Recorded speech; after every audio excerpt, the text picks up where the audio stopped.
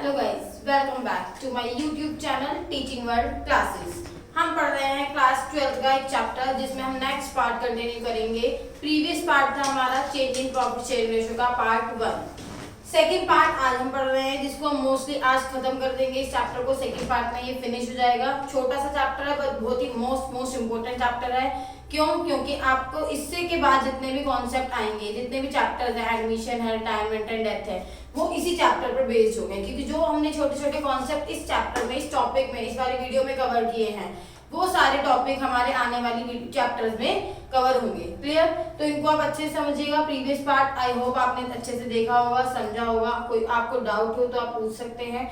ठीक है, आगे हम पढ़ रहे हैं। उससे आगे रिवैल्यूएशन अकाउंट हम लास्ट कर चुके थे और हमने पहले किया था प्रीवियस वीडियो में सैक्रिफाइस एंड गेनिंग रेशियो, जिसमें हमने सैक्रिफाइस रेशियो का फॉर्मूला सीखा था, old ratio minus new ratio. And gaining ratio किया था हमने। गेनिंग रेशियो का फॉर्मूला होता है new ratio minus old ratio. Clear है? उसके बाद हमने किया था treatment of goodwill. Treatment of goodwill में हमने क्या सीखा था कि पहले हम सैक्रिफाइस और गेनिंग रेशियो फाइंड करते हैं, उसके बाद हम गुडविल को एडजस्ट करते हैं as per general entry. General entry क्या थी? Gaining partners capital account debit to sacrifice partners capital. Capital oblique current, अगर आपकी फिक्स है तो करंट अकाउंट आप यूज करेंगे और अगर फ्लक्चुएटिंग है तो आप कैपिटल अकाउंट यूज करेंगे। क्लियर है?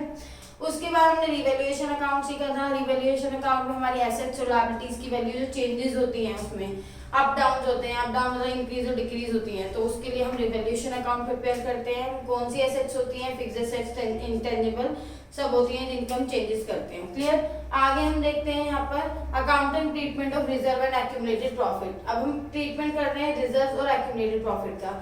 रिजर्व्स क्या होते हैं? आपने देखे हमें फ्यूचर में जो लॉस हो सकते हैं, मैं एक बिजनेस कर रही हूँ, ठीक है, पार्टनरशिप में, मुझे लगता है हम पार्टनर्स हैं 3, मुझे लगता है कि हमारे फ्यूचर में कुछ लॉसेस हो सकते हैं। ठीक है, तो लॉसेस होने के लिए हमने पहले से रिजर्व्स इकट्ठे कर लिए अपने पास में बिजनेस में। ठीक है, अब बिजनेस के पास वो रिजर्व्स रखे हैं, वो रिजर्व आपके किस लिए हैं? फ्यूचर में अगर आपको लॉस होता है तो आप उसको उससे एडजस्ट कर सकते हैं, सेट ऑफ कर सकते हैं। एक्यूमुलेटेड प्रॉफिट, जो आपके पास प्रॉफिट इकट्ठे हो चुके हैं, अभी आपने पार्टनर में डिस्ट्रीब्यूट नहीं किया, उनको आपको डिस्ट्रीब्यूट करना बाकी है। तो जो चीजें प्रॉफिट्स हैं, रिजर्व भी प्रॉफिट का पार्ट होता है और ये भी प्रॉफिट्स हैं। ये किसके लिए हैं? ये है हमारे पार्टनर्स के लिए, पार्टनर्स के शेयरिंग में डिस्ट्रीब्यूट होने के लिए। ठीक है, बट अभी तक आपने स्टिल इनको डिस्ट्रीब्यूट नहीं किया है, आपको इनको डिस्ट्रीब्यूट करना पड़ेगा। तो हम डिस्ट्रीब्यूट कैसे करते हैं? आइए हम देखते हैं। लायबिलिटी साइड और एसेट साइड, हम बैलेंस शीट बनाते हैं। बैलेंस शीट में 2 साइड्स होती हैं, एक लायबिलिटीज और एक एसेट साइड। ठीक है, लायबिलिटीज में current liabilities, non current liabilities, सारी लायबिलिटीज होती है। लेकिन कुछ ऐसी लायबिलिटीज होती है जो पार्टनर्स के लिए होती है। पार्टनर्स के लिए जैसे रिजर्व हमने फ्यूचर में होने वाले लॉस के लिए बना रखे थे, बट कोई भी लॉस हुआ ही नहीं, तो रिजर्व ये इररिलेवेंट है, कुछ जरूरत ही नहीं पड़ी, तो हम इसको क्या करेंगे? रिजर्व को ओल्ड पार्टनर में डिस्ट्रीब्यूट कर देंगे। लायबिलिटी जब भी हमारी खत्म होती है, डिक्रीज होती है, तो लायबिलिटी का अकाउंट क्रेडिट होता है, इंक्रीज होगी तो क्रेडिट, डिक्रीज होगी तो डेबिट करेंगे। जनरल रिजर्व का हमें कोई यूज ही नहीं है, हमें कोई रिजर्व यूज ही नहीं करना है, क्योंकि जब भी ईयर हमारा कंप्लीट खत्म हो रहा होता है 31 मार्च एंडिंग पर, तो हमें ये सारी चीजें डिस्ट्रीब्यूट करनी होती हैं। अगर यूज होती हैं तो ठीक है, नहीं यूज होती है तो आप पार्टनर्स को दे दीजिए जितना उनका रेशियो है। क्लियर? अब रिजर्व जब हमारा यूज नहीं हुआ तो रिजर्व हमने ओल्ड पार्टनर में डिस्ट्रीब्यूट कर दिया एज पर मेथड कैपिटल या करंट यूज करना है, जो मैं आपको पहले ही बता चुकी हूँ। Clear? Profit and loss. Profit and loss में प्रॉफिट होता है, क्रेडिट बैलेंस मैंने यहाँ पर लिखा है। क्रेडिट बैलेंस मीन्स क्या होता है? क्रेडिट बैलेंस मीन्स होता है प्रॉफिट, जो लायबिलिटी साइड लिखा होता है, वो भी पार्टनर्स के ही हैं, पार्टनर में डिस्ट्रीब्यूट हो जाएंगे। Investment fluctuation reserve, investment fluctuation reserve और वर्कमैन कंपनसेशन रिजर्व, ये आपके लिए मोस्ट इंपोर्टेंट है। इनसे 1 मार्क के क्वेश्चन भी बनते हैं, 3 मार्क के क्वेश्चन बनते हैं, और लॉन्ग जो क्वेश्चन बनता है 8 मार्क का, उसमें एक एडजस्टमेंट दे दी जाती है इनकी। तो ये तो आपको सीखना ही है, इनका ट्रीटमेंट अभी सीखेंगे, पर्टिकुलर इन्हीं 2 टॉपिक का ट्रीटमेंट। लेकिन ये याद रखिए, अगर हमें रिजर्व वगैरह दे रखे हैं तो ये भी आपको डिस्ट्रीब्यूट करने हैं। फंड गिवन होता है, अगर यहाँ पर लिखा होता है इन्वेस्टमेंट फ्लक्चुएशन फंड, ठीक है, तो वो आप डिस्ट्रीब्यूट नहीं करते जब तक क्वेश्चन में एडजस्टमेंट गिवन ना हो उस टॉपिक पर, उस पर्टिकुलर हेडिंग पर जो भी हमें बताया गया। ठीक है, ट्रीटमेंट सीखते ही आपको समझ में आ जाएगा फंड और रिजर्व। लेकिन अगर ओनली फंड गिवन है किसी भी चीज का तो वो आप डिस्ट्रीब्यूट नहीं करेंगे। क्लियर? लेकिन कभी कभी क्वेश्चन में गिवन होता है रिजर्व फंड डिस्ट्रीब्यूट करेंगे, क्योंकि वो जनरल रिजर्व में आ जाते हैं। ठीक है, तो यहाँ पर ही आ गए हमारे इतने तरह के रिजर्व से जो लायबिलिटी साइड बैलेंस है, इनको हमने पार्टनर्स में डिस्ट्रीब्यूट कर दिया, ओल्ड पार्टनर्स में, ओल्ड रेशियो में। जब भी हम ओल्ड पार्टनर्स की बात करेंगे तो old ratio, sacrifice partner sacrifice ratio, gaining partners तो गेनिंग रेशियो, न्यू पार्टनर्स तो न्यू रेशियो। ठीक है, तो रेशियो उसके अकॉर्डिंग होता है जो हमारे पार्टनर्स होते हैं। तो यहाँ पर हमने पढ़ा लायबिलिटी साइड हमारे जनरल रिजर्व से, प्रॉफिट एंड लॉस के क्रेडिट बैलेंस प्रॉफिट था, इन्वेस्टमेंट फ्लक्चुएशन रिजर्व से, वर्कमैन कंपनसेशन रिजर्व से, उनको हमने डिस्ट्रीब्यूट कर दिया ओल्ड पार्टनर्स कैपिटल और करंट अकाउंट पे। ये भी आपकी एक एडजस्टमेंट एंट्री होती है, इसके लिए भी आपके 3 मार्क के क्वेश्चंस आते हैं, लेकिन हम पर्टिकुलरली एक क्वेश्चन जो टॉपिक्स जो सीख रहे हैं ये सीख रहे हैं लॉन्ग क्वेश्चंस के लिए। तो जो लॉन्ग क्वेश्चन हम करेंगे 8 मार्क्स के लिए, उनके लिए छोटे छोटे टॉपिक्स को आपको कवर करना बहुत जरूरी है। अगर आपको बैलेंस शीट में दिखता है जनरल रिजर्व है तो आपको क्या करना होगा, वो ऑब्वियसली बात है जनरल रिजर्व आपको डिस्ट्रीब्यूट करने पड़ेंगे ओल्ड पार्टनर्स में, ठीक है। न्यू पार्टनर का इसमें कोई रोल नहीं होता है। आते हैं एसेट साइड। एसेट साइड कुछ ऐसी चीज एसेट्स होती हैं जो आपको क्या करनी होती है, पार्टनर में डिस्ट्रीब्यूट करनी होती हैं।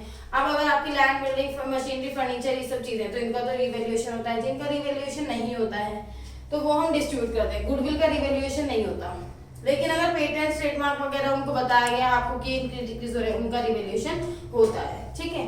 तो यहाँ पर गुडविल इंटेंजिबल एसेट है आपकी। अगर आपको बैलेंस शीट में एसेट साइड गिवन है तो आपको बस देखते ही क्या करना है, उसको ओल्ड पार्टनर में डिस्ट्रीब्यूट करना है ओल्ड रेशियो में। यहाँ पर क्या करेंगे, एसेट साइड है, एसेट साइड डिक्रीज होगी तो क्या होगी, क्रेडिट होगी। हमने 11th क्लास में रूल्स पढ़े थे, एसेट का अकाउंट डेबिट होता है, लायबिलिटीज का अकाउंट क्रेडिट होता है। लायबिलिटीज डिक्रीज होंगी तो डेबिट होंगी, एसेट डिक्रीज होंगी तो क्रेडिट होंगी। क्लियर है। हम यहाँ पर क्या कर रहे हैं, इनको डिक्रीज कर रहे हैं। अगर हमारा profit and loss account asset side given है, it means debit balance given है। डेबिट बैलेंस का मतलब क्या होता है, लॉस होता है डेबिट बैलेंस का मतलब। तो वो लॉस डिस्ट्रीब्यूट हो रहा है पार्टनर्स में, old partners capital account debit to profit and loss. एक एंट्री बनाई जा सकती है अगर यही गिवन है तो। आपको गुडविल गिवन है, गुडविल पे डिस्ट्रीब्यूट कीजिए old partners capital obligation to goodwill. Deferred revenue expenditure, कुछ एडवर्टाइजमेंट एक्सपेंस अकाउंट गिवन होते हैं एसेट साइड, तो ये भी आपको पार्टनर में डिस्ट्रीब्यूट करने होते हैं। तो ये सब चीजें एसेट की है, पार्टनरशिप में, पार्टनर्स कैपिटल में डिस्ट्रीब्यूट करेंगे, और ये लायबिलिटी की है जो पार्टनर्स कैपिटल में, ओल्ड पार्टनर में ओल्ड रेशियो डिस्ट्रीब्यूट होती है। अब हम आगे पढ़ने जाने हैं 2 टॉपिक्स, इन्वेस्टमेंट फ्लक्चुएशन रिजर्व और वर्कमैन कंपनसेशन रिजर्व। इसमें हम क्या क्या ट्रीटमेंट करते हैं, पहले इसको हम ध्यान से समझेंगे, फिर तब हम इसको अच्छे से कवर कर पाएंगे। क्लियर है। यहाँ पर ये करने के बाद हमारा मोस्टली चैप्टर कवर हो जाएगा, क्योंकि जो लॉन्ग क्वेश्चंस के लिए हम पार्टनर्स कैपिटल अकाउंट बनाएंगे, रिवैल्यूएशन अकाउंट बनाएंगे, सब चीज ट्रीटमेंट करेंगे, वो हम नेक्स्ट चैप्टर एडमिशन होगा उसमें करेंगे। क्लियर। इनके जितने टॉपिक्स हैं वो आज हम इस वीडियो में खत्म कर देंगे, इस चैप्टर को ही फिनिश करेंगे। आगे हम पढ़ते हैं workman compensation reserve. Workman compensation reserve होता क्या है, पहले इसके नाम को समझेंगे। वर्कमैन मतलब जो वर्कर्स हैं हमारे पास काम कर रहे हैं, ठीक है, उनको हमें कुछ कंपनसेशन देना है। कंपनसेशन मतलब अगर किसी वर्कर को काम करते टाइम हमारे ही बिजनेस में, हमारे कंपनी में, हमारे बिजनेस में, पार्टनरशिप में किसी भी काम करते टाइम उसको चोट लग जाती है, कुछ भी उसे हर्ट हो जाता है काम करते टाइम, ठीक है, फिजिकल, तो उसको हमें कंपनसेट करना पड़ता है। फिजिकल जो भी उसे हर्ट हुआ है उसके लिए हम उसे कंपनसेट करेंगे, और उस कंपनसेशन के लिए हम अभी से रिजर्व बना देंगे। रिजर्व प्रॉफिट में से कुछ पार्ट, प्रॉफिट है हमारे पास एक पर्टिकुलर, सपोज कीजिए इतना प्रॉफिट था, ठीक है, ये प्रॉफिट तो पार्टनर्स का था, लेकिन इसमें से कुछ थोड़ा सा पार्ट हम रिजर्व में इकट्ठा करते रहते हैं। हमने रिजर्व जरा से थोड़े थोड़े से इकट्ठे करते रहे, किस लिए, वर्कर को कंपनसेशन देने के लिए। अब कंपनसेशन कब देना है, जब किसी पार्टनर को चोट लगेगी, फिजिकल चोट होगी उसके पास, तभी तो हम ये कंपनसेट करेंगे। नहीं होगा तो नहीं डिस्ट्रीब्यूट करेंगे, तो डिस्ट्रीब्यूट नहीं करेंगे तो वो जो रिजर्व है हमारे पास वो फिर से किस में डिस्ट्रीब्यूट हो जाएंगे, पार्टनर्स में। जैसे कि हमने यहाँ पढ़ा, अगर आपका रिजर्व है वर्कमैन कंपनसेशन रिजर्व, तो उसको आप पार्टनर में डिस्ट्रीब्यूट कर दीजिए, ठीक है। अब यहाँ पर हम देखते हैं क्या है। सपोज कीजिए हम लेते हैं, हमारे पास रिजर्व बना रखे हैं हमने, वर्कमैन कंपनसेशन रिजर्व, WCR लिख रही हूँ मैं उसको, workman compensation reserve. Workman compensation reserve मेरे पास 50,000 के बने हुए हैं, 50,000 के, ठीक है, ये मेरे पास WCR है। और हमारे पास पार्टनर्स हैं XYZ, जिनका रेशियो है 2:2:1। ये भी क्लियर हो गया आपको। पार्टनर्स हमारे ये हैं, रिजर्व हमारे ये हैं। हम लेते हैं केस 1। केस 1 में when claim amount is not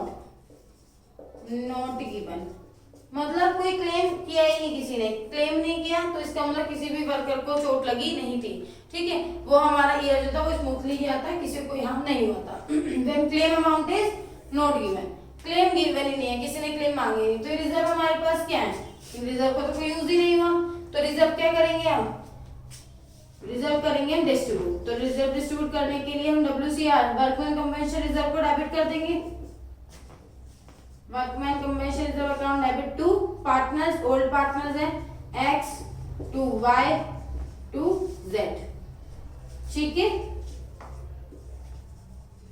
ये हमारी एंट्री बन जाती है ऐसे, जब हमारा रिजर्व का कोई यूज नहीं होता। ये एडजस्टमेंट में लिखा होता है आपके पास, एडजस्टमेंट में अगर लिखा है क्लेम नहीं है, मतलब कुछ भी नहीं है, तो इसका मतलब क्लेम गिवन ही नहीं है। कुछ गिवन है तो देखते हैं कितना क्लेम था, 50,000 थे, इसको हम डिस्ट्रीब्यूट कर देंगे, तो दैट इज 20, 20 एंड 10,000, ठीक है। ये हमारा हो गया फर्स्ट केस। केस 2 पर आते हैं हम। Case 2, when claim amount is, suppose कीजिए क्लेम अमाउंट ले लेते हैं 20,000, ठीक है। क्लेम कितने रुपीस का किया है, 20,000 रुपीस का क्लेम किया है। अब भी हमारे पास रिजर्व डिस्ट्रीब्यूट होने से बच जाएंगे, रिजर्व डिस्ट्रीब्यूट हो जाएंगे। वर्कमैन कंपनसेशन रिजर्व, रिजर्व तो हमारे पास 50,000 थे, ठीक है, लेकिन क्लेम कितने का हमें पे करना है, हमें क्लेम पे करना है, क्लेम फॉर कंपनसेशन लिखेंगे हम, क्लेम फॉर कंपनसेशन, जो क्लेम हमें डिस्ट्रीब्यूट करना है 20,000 लायबिलिटीज है हमारी, ठीक है, हम पे करेंगे, और जो रिमेनिंग बच जाएगा उसको हम पार्टनर में डिस्ट्रीब्यूट कर देंगे। कितना बचा है डिस्ट्रीब्यूट करने के लिए, 30,000।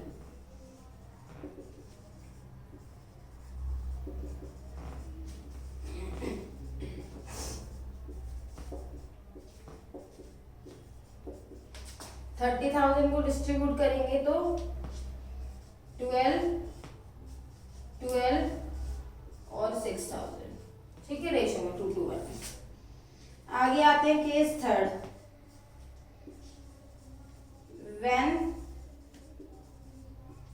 क्लेम अमाउंट इज, यहाँ पर क्लेम अमाउंट कुछ नहीं थी, यहाँ पर क्लेम अमाउंट कम थी रिजर्व से, और यहाँ पर क्लेम अमाउंट क्या होगी, ज्यादा होगी। क्लेम अमाउंट इज 80,000 रुपीज, ठीक है।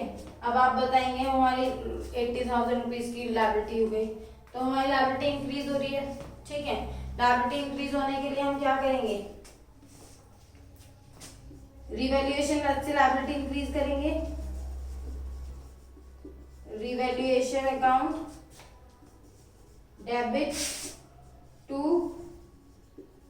क्लेम फॉर कंपनसेशन,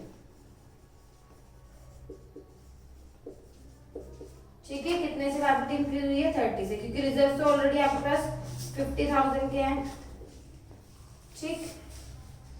WCR हमारे यूज हो जाएंगे, WCR account debit to claim for compensation, इसको हम कंबाइन भी कर सकते थे एंट्री को, revaluation account debit, WCR account debit to claim for compensation, claim for compensation account. कितने के रिजर्व है आपके पास, 50,000 के। तो अगर आप देखें तो आपके पास लायबिलिटी 80,000 की होगी, क्लेम फॉर कंपनसेशन और क्लेम फॉर कंपनसेशन 30 एंड 50, 80,000। आगे हम क्या करेंगे, जो रिवैल्यूएशन का लॉस आएगा ये डिस्ट्रीब्यूट करेंगे पार्टनर्स में, तो ओल्ड पार्टनर्स जो भी हैं आपके पास XYZ,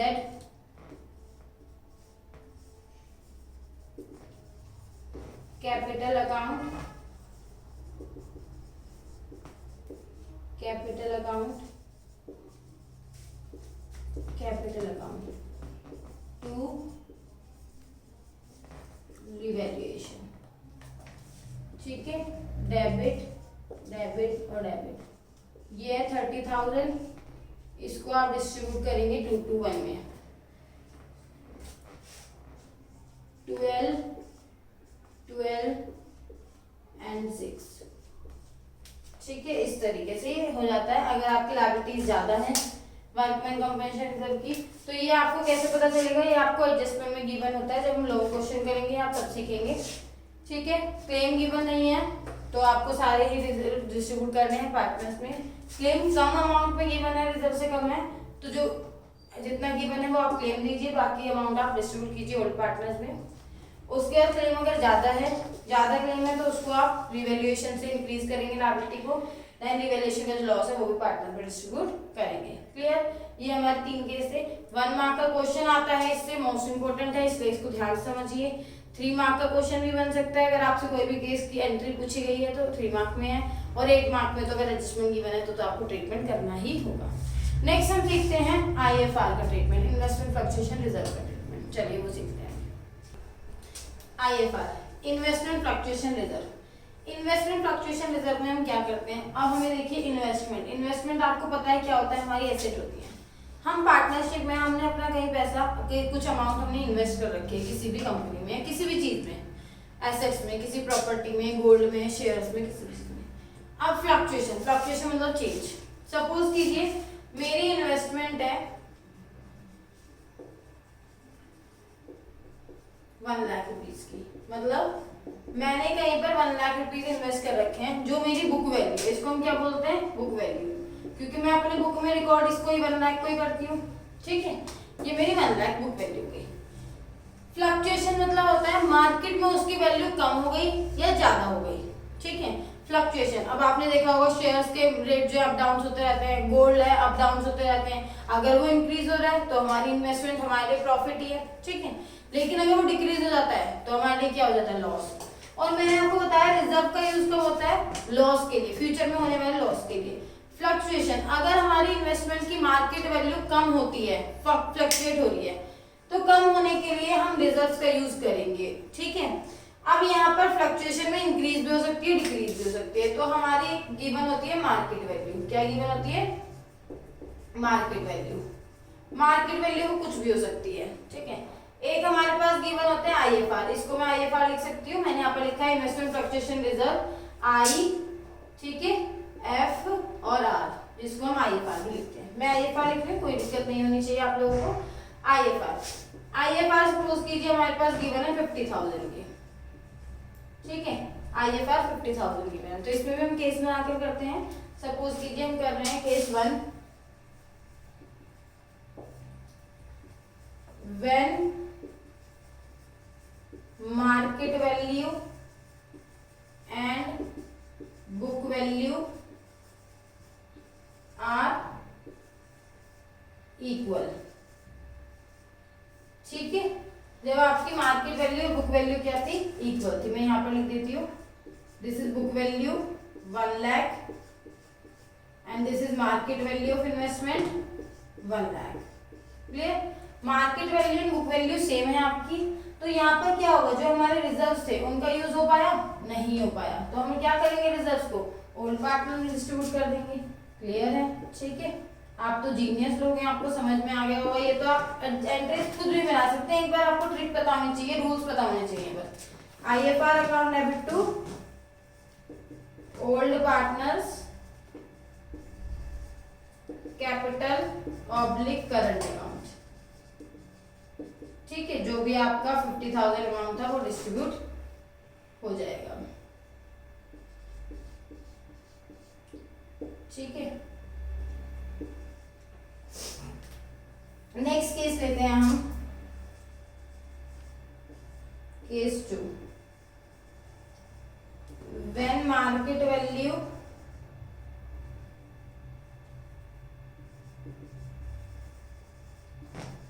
is greater than book value, यहां पर ज्यादा है। ठीक है, और यहाँ पर क्या थी, इक्वल थी। एग्जाम्पल लेते हैं हम, बुक वैल्यू हमारे पास 1 लाख है और मार्केट वैल्यू हमारे पास 1,20,000 है, तो इंक्रीज होने के लिए हम रिजर्व का यूज करेंगे क्या, आई थिंक मुझे नहीं लगता करेंगे, क्योंकि हमारी मार्केट वैल्यू जो इंक्रीज हो रही है और हमारे लिए क्या है, प्रॉफिट ही प्रॉफिट है। अगर हमारी बुक वैल्यू इन्वेस्टमेंट 1 लाख है और इन्वेस्टमेंट की मार्केट वैल्यू देखें अगर हम, तो 1,20,000 हो गई, हमें बेनिफिट हो रहा है, वो तो प्रॉफिट हो रहा है, तो हम इसको कहाँ पर कंसीडर करेंगे, 20,000 को रिवैल्यूएशन में। ठीक है, एसेट इंक्रीज डिक्रीज होती है, रिवैल्यूएशन में जाती है, तो तो इसके लिए हम क्या करेंगे, पहले मेथड इंक्रीज करेंगे, that is investment account debit to revaluation. ठीक है, कितने अमाउंट से इंक्रीज होगी, 20,000 से। फिर हम क्या करेंगे, रिवैल्यूएशन का प्रॉफिट डिस्ट्रीब्यूट करेंगे, ओल्ड पार्टनर्स नहीं, रिवैल्यूएशन का प्रॉफिट डिस्ट्रीब्यूट करेंगे तो हम क्या करेंगे, रिवैल्यूएशन अकाउंट डेबिट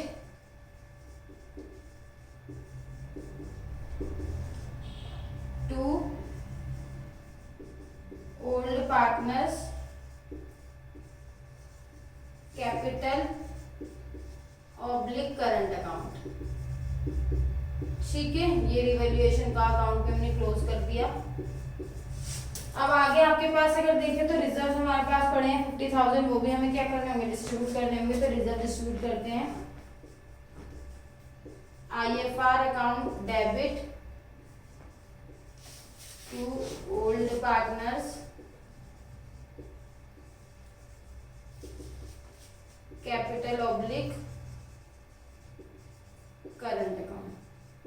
रिजर्व का कोई यूज नहीं हुआ क्योंकि रिजर्व हमारे लॉस में यूज होते हैं, प्रॉफिट में यूज नहीं होते हैं। ठीक है, तो यहाँ पर हमने क्या किया, इन्वेस्टमेंट को पहले इंक्रीज किया 20,000 से, फिर जो रिवैल्यूएशन का प्रॉफिट था वो पार्टनर में डिस्ट्रीब्यूट किया, ओल्ड पार्टनर में ओल्ड रेशो में, देन जो रिजर्व हमारे पास पड़े हुए थे उसको हमने ओल्ड पार्टनर में डिस्ट्रीब्यूट कर दिया। ये हो गए हमारे दो केस जहाँ पे market value book value equal थी, मार्केट वैल्यू ज्यादा थी, और अब क्या होगा थर्ड केस, मार्केट वैल्यू कम होगी। ठीक है, हम यहाँ पर देखते हैं case third, when market value is less than book value. ठीक है, अब कम है, रिजर्व हमारे पास 50,000 है। अब इस थर्ड केस में भी तीन केसेस आते हैं, कम है तो कितना कम है, रिजर्व से ज्यादा कम है, रिजर्व के जितना कम है, ये रिजर्व से भी कम है। तो यहाँ पर हम देखते हैं, इसके अंदर फर्स्ट पार्ट लेते हैं, मार्केट वैल्यू। देखिए बुक वैल्यू हमारे पास है 1 लाख। ठीक है, मार्केट वैल्यू कम हुई है, कितनी हो गई, 80,000 हो गई, और IFR हमारे पास कितने हैं, 50,000। हमारा कितना लॉस हो रहा है, यहाँ पर देखें तो 20,000 का लॉस हो रहा है बस। तो 20,000 हम रिजर्व से यूज कर सकते हैं। ठीक है, बाकी के जो 30,000 बचेंगे वो हम पार्टनर्स को डिस्ट्रीब्यूट कर देंगे। तो एंट्री बनाते हैं हम, IFR अकाउंट डेबिट कितने थे, 50,000, चलिए 50,000 ले लिए हमने। ठीक है, इन्वेस्टमेंट डिक्रीज हो रही है हमारी, क्रेडिट हो जाएंगे, इन्वेस्टमेंट डिक्रीज हो रही है, कितने अमाउंट से डिक्रीज हो रही है, 20,000। क्लियर है, ये भी क्लियर हो गया हमें। जो रिजर्व बचे हैं उसको हम ओल्ड पार्टनर्स में डिस्ट्रीब्यूट कर देंगे, old partners capital oblique current account, कितने हैं, 30,000। ठीक है, इसको मैं यहीं पे इसी लाइन में लिख देती हूँ, 20,000 30,000। ये समझ में आ गया, इन्वेस्टमेंट की वैल्यू का चेंज 20,000 था, फ्यूचर में होने वाले लॉस के लिए IFR का यूज होता है, लॉस यहाँ पर 20,000 का हो रहा था। केस 2, बुक वैल्यू हमारी है 1 लाख, मार्केट वैल्यू हमारी है 50,000,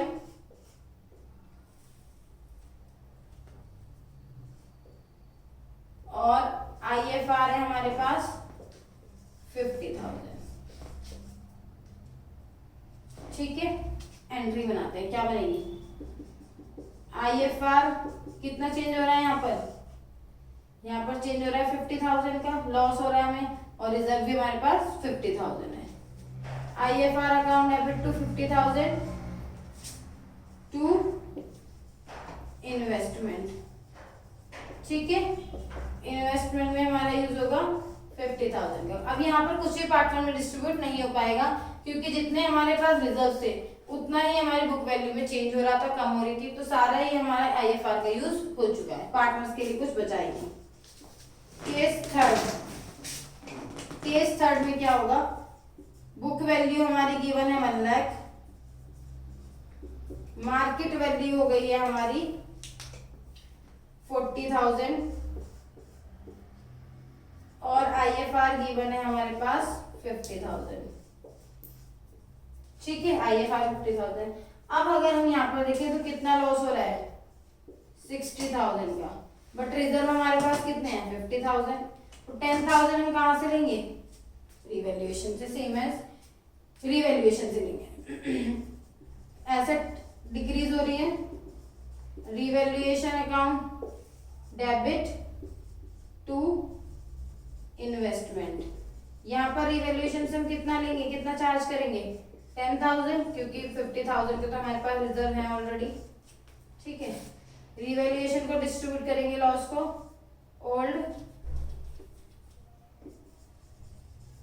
old partners capital oblique current account debit to revaluation. ठीक है, ये 10,000 डिस्ट्रीब्यूट हो गए, बाकी रिजर्व हमारे कहाँ यूज हो जाएंगे इन्वेस्टमेंट में, तो IFR का यूज करते हैं, IFR account debit to investment 50,000।